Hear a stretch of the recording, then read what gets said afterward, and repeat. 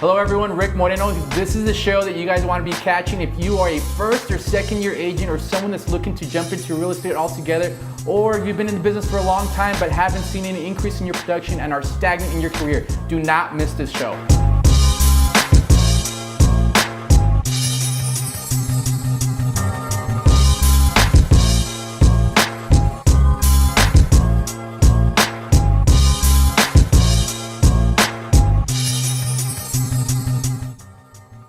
Hello everyone, Rick Moreno from Moreno Real Estate Group. We are here at our office in Moreno Real Estate Group. We are joined by two of our amazing agents. We got Israel Favela. Say hello, Israel, to everyone. Hello. And also Brandon Layne. Hi, Brandon. Say hello to everyone, Brandon. Hey, what's up? Today's topic is going to be something that's really powerful for those agents or people who are venturing into real estate altogether, or individuals who in essence have been in the real estate business 5 to 10 years but haven't seen any upward path in their real estate career. This is the show that you want to be catching. So I want to talk about the rawness itself, guys, about you guys couldn't be any more polar opposites on how you got started into real estate, why you even got started into real estate, your different life patterns that you guys have. So tell me about why, Israel, let's start with you, why you decided to reach out to me, I mean, all together and just say, I want to jump into real estate with you, Rick. So, well, I was teaching for 8 years, and I was in the education field for that amount of time, and I was coaching, and it took a lot of time away from my family. I have 3 kids, I'm married, so I needed to find a different change of pace because I feel I had already invested so much into education already that my time in education was kind of dwindling down, so I needed to find a change of pace. So in doing so, that's when I reached out to you because I knew that you had already been doing that for a while. So that's one of the reasons why I decided to go into real estate. Completely different path than yours, right, Brandon? Like, I still remember the day that we met. Do you remember when we met? I do. Yeah. So tell us about that. Why did you even decide to come on that meeting, or tell us the whole shebang? From the beginning, I was 21, just a money-hungry kid. Didn't really know anything about real estate. I went to a Rich Dad, Poor Dad seminar after I read a book when I was 18 called Rich Dad, Poor Dad. That's where my interest grew into real estate, about making money, of course. So my cousin had introduced me to Rick going to a property that he was looking to invest in. It's a flip. At that point, I was very shy, very timid, did not want to talk to anybody because I was more insecure about myself than anything. But we went to lunch and I just started throwing out questions because they always say, find a mentor. And when I met with you at Red Lobster, and you told me, we have to have a drink if we're going to discuss business, ordered the drink, and ever since then, I just always try to ask you as many questions as possible because I never had the opportunity. I never had that figure in my life that would get me to the next level, or at least that I thought could get me to the next level. And it was a different dynamic because you were seeing a different hat than you normally see on an everyday basis for me at Moreno Real Estate Group. You saw me from an investor standpoint. We climbed the roof the first time we saw each other, right? I mean, we actually jumped on top. You climbed the roof. Oh. I watched you climb the roof because I was too scared. Yeah. But anyway, I was at that time I was kind of training a friend to analyze a property, invest in a property, and you got a chance to see that different aspect of real estate altogether. So I'm excited, guys. For those of you guys who don't know, a completely different path for you guys. Israel Favela, he is a proud husband, a father of 3, full-time job, a very demanding job in Isleta Independent School District, right? A lot of things going back and forth. You have kids involved in many activities, and you have your youngest one. How old is your youngest one? 2.5. Yeah. 2.5. That's a storm in itself, right? Yeah. And so your first year GCI, your gross commission, how much did you pull in? Just $11,000. $11,000. Okay, guys, that's because he had all these dynamics pulled into one perfect storm. He just got his real estate license. He just wanted to dabble in, see if he could make that extra little bit of income, right? And then Brandon, you were completely busy as well. You're not a husband, you're not a father, but you have. When I met you, you were full-time school, right? 5 to 6 classes, if not probably more. You were also my office manager. You were running the show completely, right? And you were doing everything to keep my office afloat. Very little time for yourself. First year, how much did you make? I made $7,000. $7,000 because once again, you guys had other. I mean, you were getting paid as an office job, right? You didn't know exactly, hey, this is what it takes, this is what it's going to require. Second year, or your year and a half in, or going on your second year, Israel, you are on track to make six figures. You're a little under six figures, right? Yeah. More or less, what are you thinking? You're going to be $91,000, guys. That is from $10,000 to going into $91,000 into a year and a half later. Brandon, exponential growth. You went from $7,000 and now you cracked the six-figure mark, correct? Yeah, close enough. Yeah. Right. So gross commission you did. Commission you did. Okay. So that's why it's super exciting for me to see that kind of development. For me to see an individual, the normal agent averages $25,000 to $35,000 a year. You guys just threw that statistic out the door. But why was it? What was so difficult about year one? Discuss why year one. What were the obstacles that you knew you were going to be facing, or that you faced the first year? I know for sure that there was an insecurity in going into a field that I'm not familiar with. I mean, like I said, I taught math for such a long time that that was my world as far as my career goes. But doing real estate was completely different, because I had to put myself out there. And when I thought of real estate, I thought more of like a car salesman. And my personality is not like that. I'm not an extrovert. Yeah. I'm more of an introvert, and I like to dive into the data. But I realized going into it that there's different ways that you can be a real estate agent. You don't have to be that salesman type of guy. I can use my own strength, which is the numbers, and that's where that's where I struggled the most. What was your struggles, Brandon? I mean, you talk about like time constraints to the 10th degree for you, right?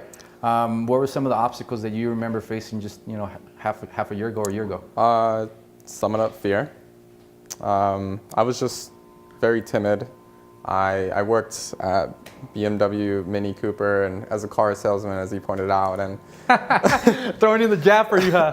But they always say, in sales, you got to pick up the phone, you got to call people, and I was never ever confident in my ability to speak to people, because I never learned how to do it. I was just very timid, didn't like to talk to people. I was just kind of like in a corner and just hope to God that's something I would one way make money somehow, some way. So that was the biggest fear and insecurity that I had as a kid. Okay.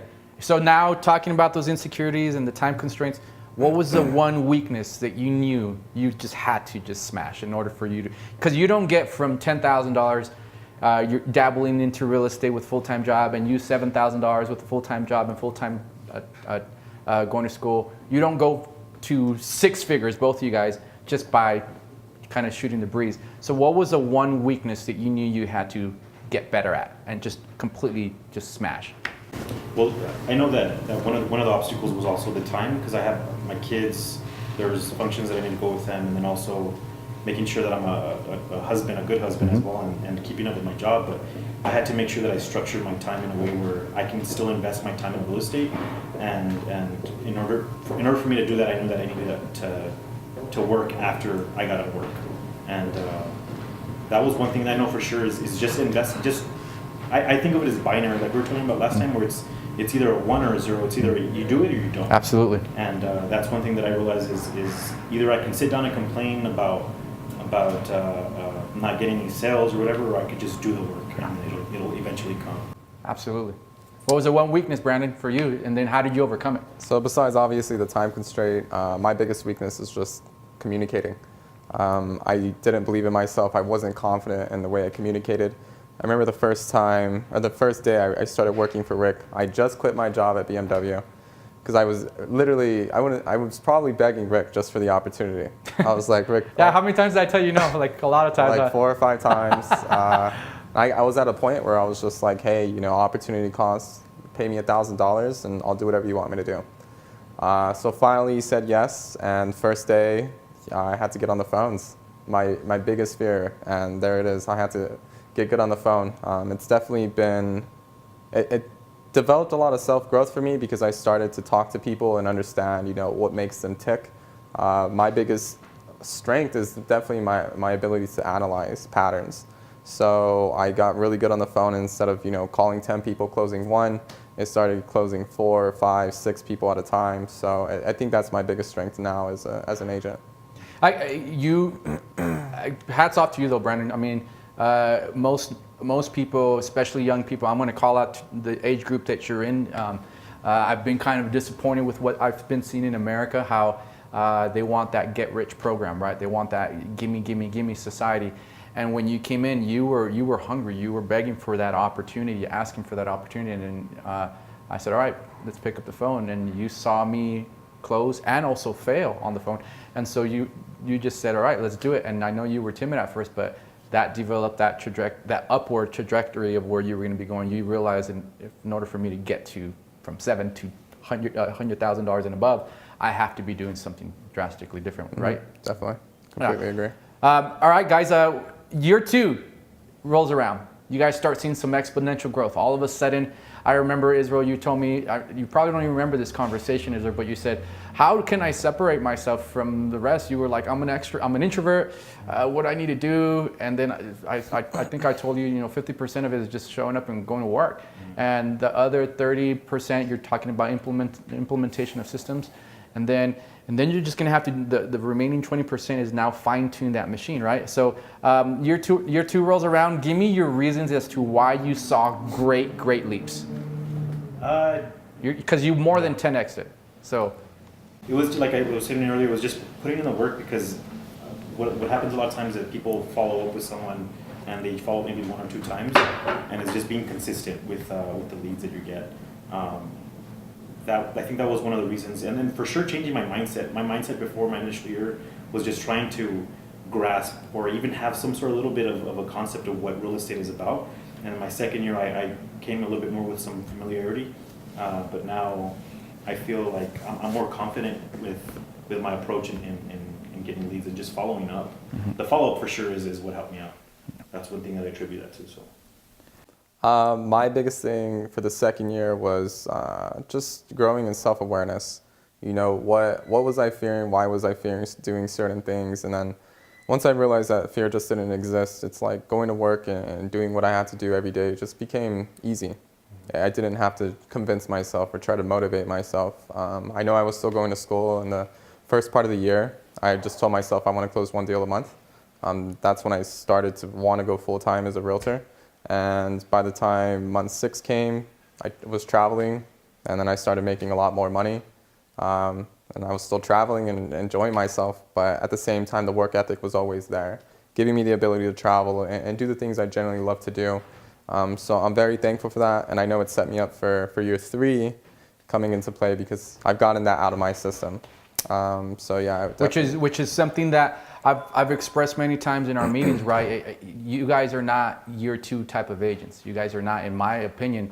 You can negotiate, you can compete with the best of them that I've seen around, because you guys have structure, you have unique systems, contracts in and out, you know how to negotiate, you know how to pull back and let things sit and marinate for a while.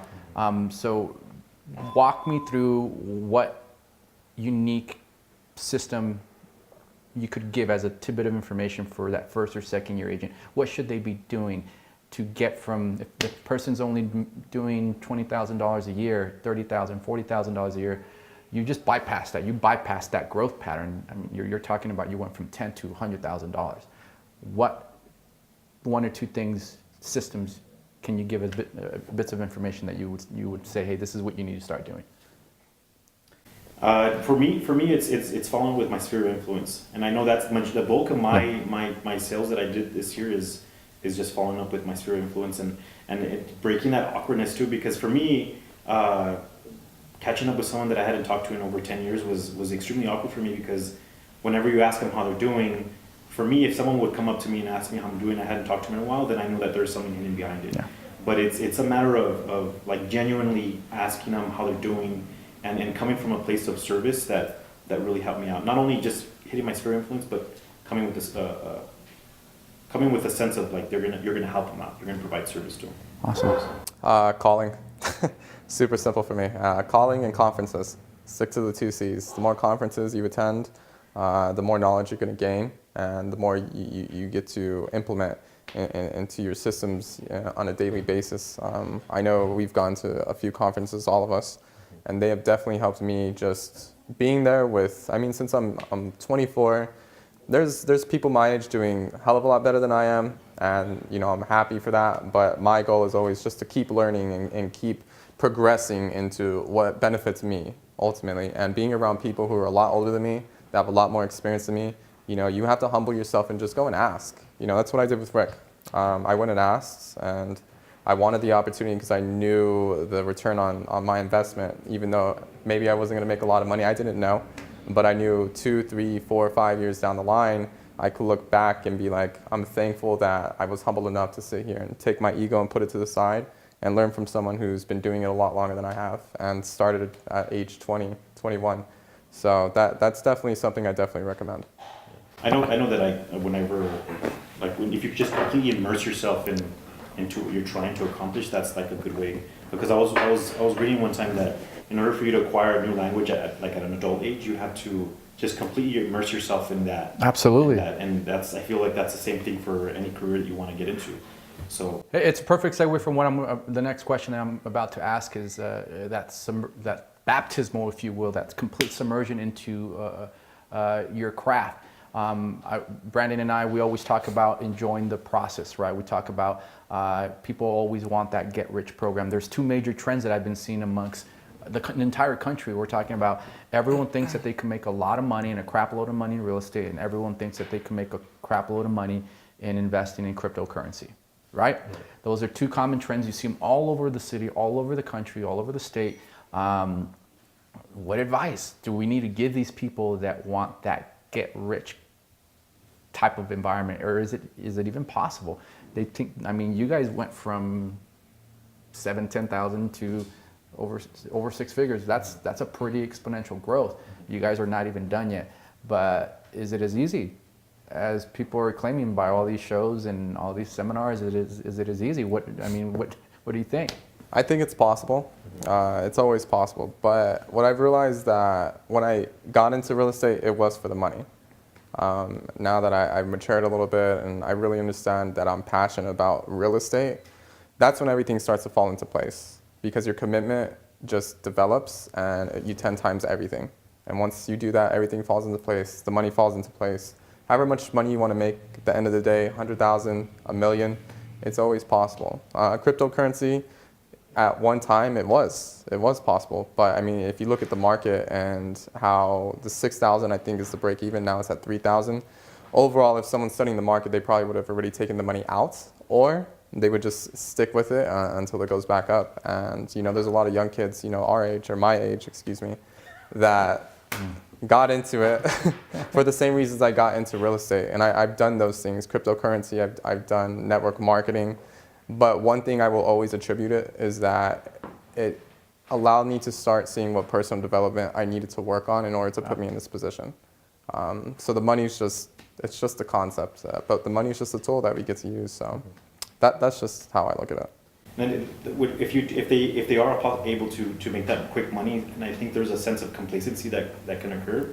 So if they do get that money right away, then a lot of times they could be comfortable just having that, So I think it's putting in the work and paying your dues so that you can build an appreciation for the process itself, because I think that's where you're going to get the most benefit is the process, putting in the work. Absolutely. There's so many times my agents come to me and they're frustrated because they feel like, I'm not getting anywhere. And then I just tell you guys, kind of look back at where you guys were at just half a year ago. Like now you've done short sales. We're a company that's driven by variety. We do investments, we do wholesales. Short sales we're amazing at. You're talking about probates. You've acquired a new construction account in only your first year. You're talking about now, a year later, you're a bad man when it comes to where you used to be, right? Do you agree? Yeah, I've come a long way. Compared to where you're going to be, you still have a lot of growth. But I think that is what you just talked about resonates with me, enjoying the process. Like, I still get frustrated with myself. I kind of still get frustrated with the idea, like, man, I'm not where I need to be. But I guess you want to surround yourself, right? Don't you want to surround yourself around people who kind of have that same upward trajectory of someone who's just not satisfied with, like, I'm just going to have my real estate license. Mm-hmm. That's just not what we do at this company, right? When we come in and Brandon's in the office and I see him on the phone, I'm like, okay, I gotta go convert. I gotta go close. I gotta go show my team that I'm also closing as well. And I love that. So Izzy, I have a question just for you. He kind of was in depth with, giving the advice for that young person who wants to get rich kind of scheme. Mine's more for like the husband, the father, right? And he's saying real estate, I see all my friends doing it. It can be that easy. Career change. You're talking about calculus teacher, right? To real estate. Would you suggest that they do that major shift, and why?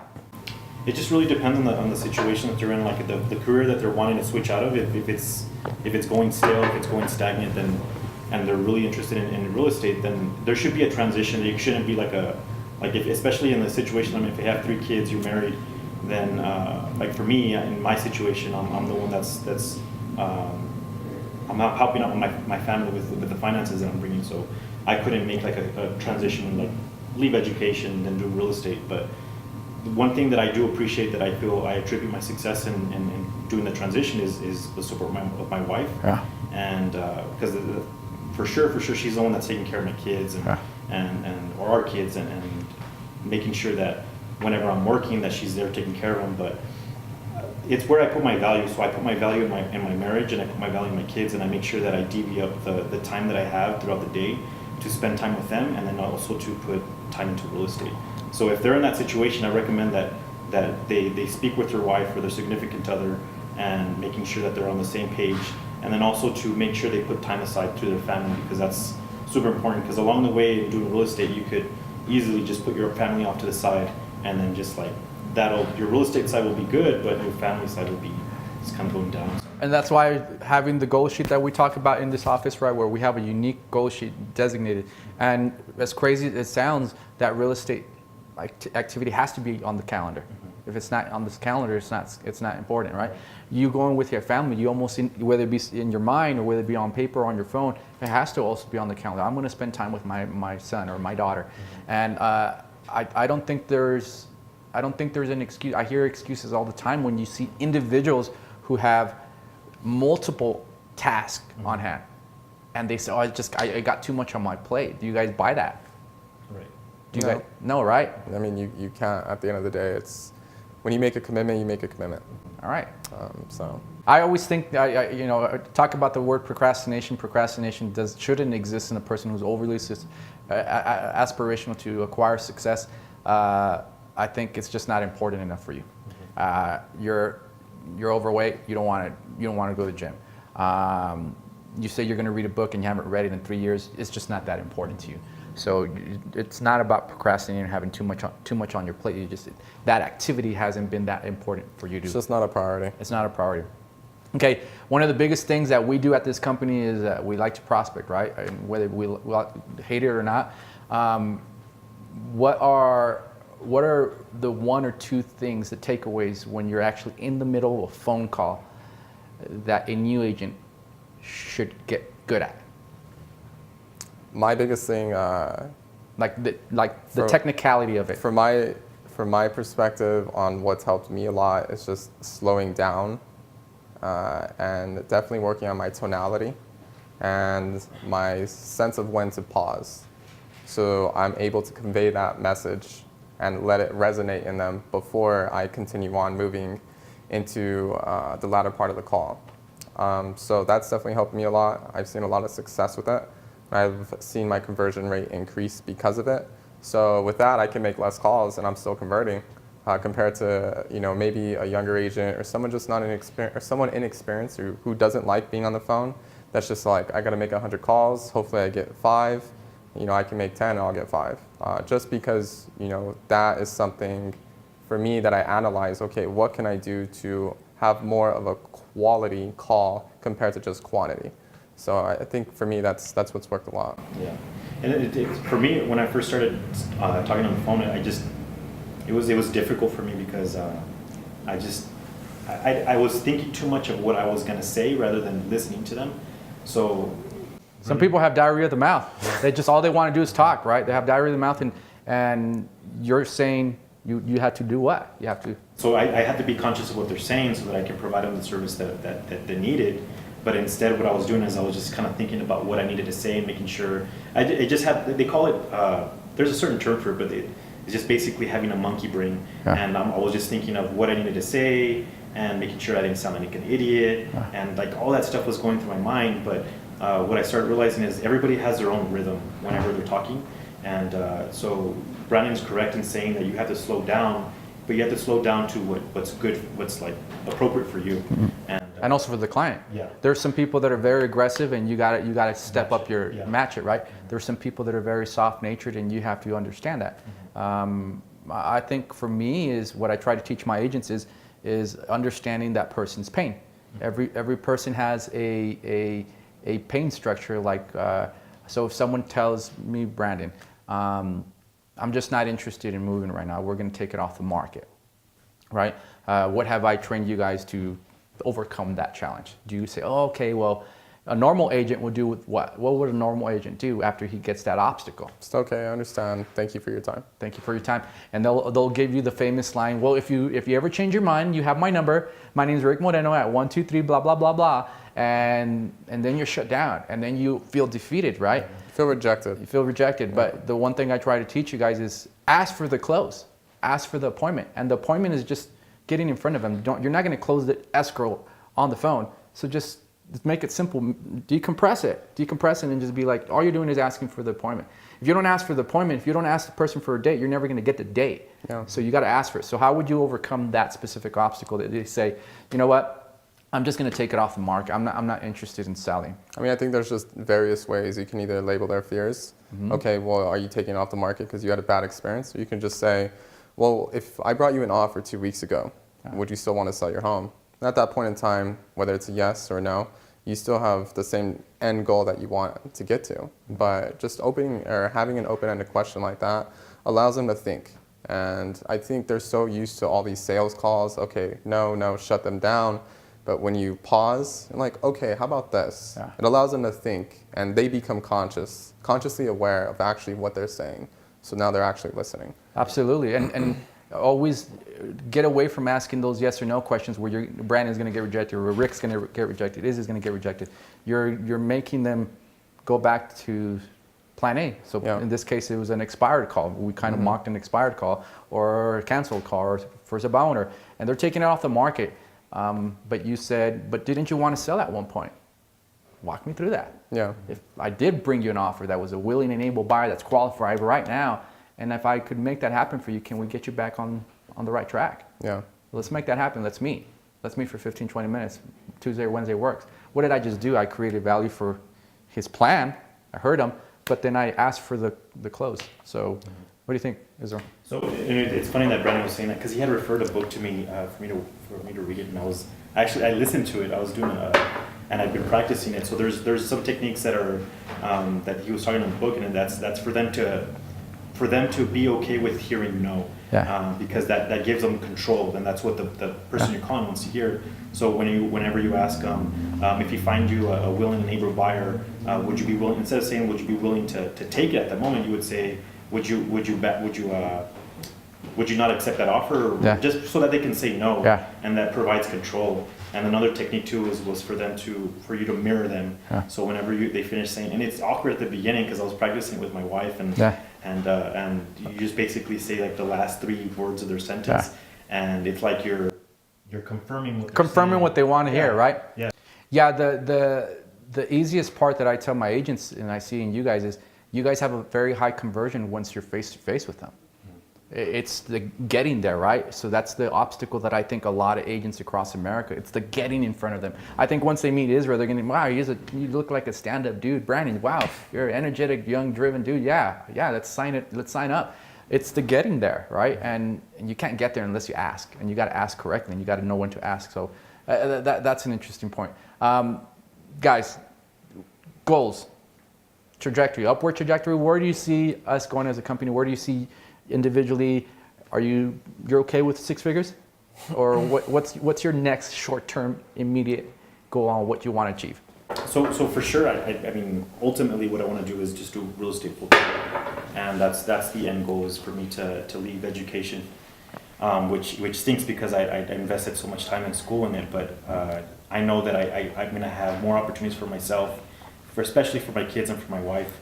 So my goal is to leave education soon, this year, and my next one is to just triple my income over what I'm doing now. Love it. So That's just, it's amazing.